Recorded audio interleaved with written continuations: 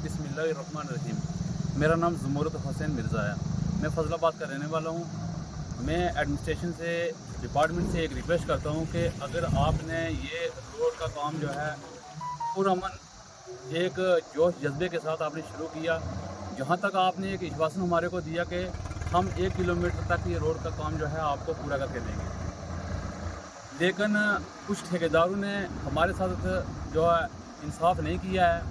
वो उसने हमारे को झूठा लालच दे के, और हमने यूथ ने पूरा उसका सपोर्ट किया है। आपने खुद देखा होगा कि हमने साथ में रह के पूरी रात को और पूरी दिन को गाड़ियाँ बंद करके फैज़लाबाद की पूरी पुरअमन आवाम को नाराज़ करके हमने उनसे हाथ पांव जोड़ के रिक्वेस्ट की है कि आप रुकें और हमारा ये ब्लैक टॉप का रोड को जो है ठीक तरीके से काम होने दें। लोगों को भी हमने नाराज़ किया है, पर अधूरा काम छोड़ के डिपार्टमेंट यहाँ से फरार हो गया है। मशीनरी भी लेके गए हैं। हम डीसी साहब से रिक्वेस्ट करते हैं, एडमिनिस्ट्रेशन से रिक्वेस्ट करते हैं कि आप इस मामले को संगीनी से लें, नहीं तो यूथ को आप मजबूर कर रहे हैं रोड पे आने के लिए।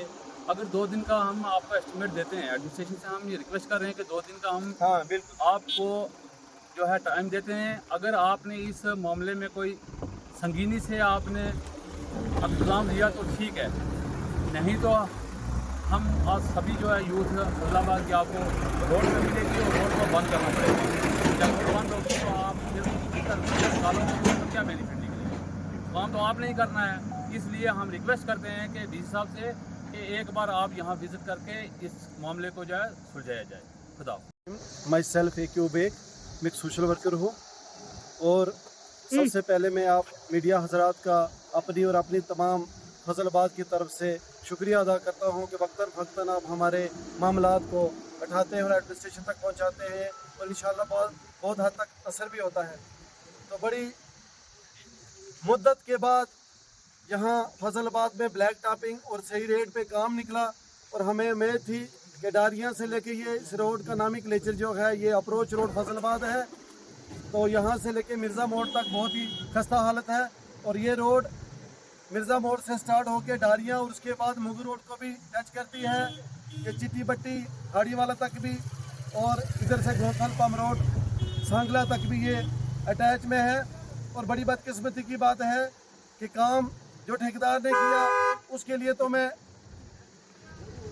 उनका शुक्रिया अदा करता हूँ कि अच्छा काम किया। इस रोड की इतनी खस्ता हालत है कि जितनी लुक पड़ी ठेकेदार ने अच्छी डाली, और हमें यह उम्मीद थी, क्योंकि एक्शन साहब ने मीडिया के सामने भी और हम सब उस चीज़ के गवाह हैं कि कहा कि यहाँ से लेके ये मिर्ज़ा मोड़ तक ये लुक पड़ेगी।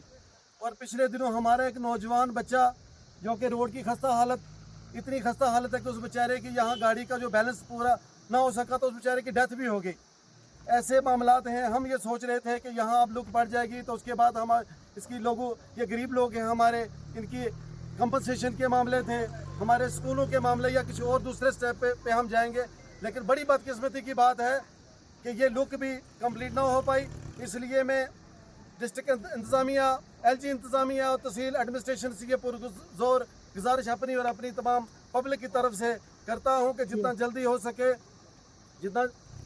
सके तो ये जो 300 मीटर का ये रहता है इसको भी पूरा किया जाए। अगर नहीं तो जैसे हमारे मनाज साहब ने कहा है तो हमें सड़कों पे उतरने के लिए आप मजबूर कर रहे हैं, तो 2 दिन के बाद हम ये सोच रहे हैं कि इंशाल्लाह ताला हम सड़कों पे आएंगे। आपका बहुत बहुत शुक्रिया। आपको हमने कॉल की तो आपका यहाँ आने का एक मकसद ये था हमारा आपसे बात करने का। आपको पता होगा, आपने पहले भी यहाँ कवरिंग की कि 2-3 दिन पहले ब्लैक टैपिंग हो रही थी, तो वो टेंडर था हमारा 30 लाख का। उसके बाद थोड़ा सा गड़बड़ा हुआ, फिर एक्शन साहब आए तो उन्होंने हमें आश्वासन दिया कि ये जो अपना डारियाँ से लेके मिर्ज़ा मोड़ तक पूरी टेंडरिंग था 30 लाख का। लेकिन हुआ ये कि हमने 2 दिन उनके साथ रहे, काम किया, अच्छा काम किया, डिपार्टमेंट ने भी हमारे साथ कोऑपरेट किया। लेकिन जब 700 मीटर तक हुआ तो वो अपने एक्शन साहब कहते हैं कि जी पैसा जो है वो ख़त्म हो गया।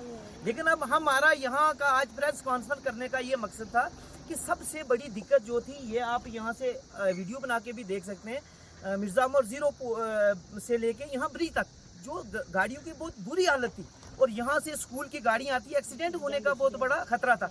वो पोर्शन उन्होंने गवर्नमेंट ने वैसे का वैसा छोड़ दिया।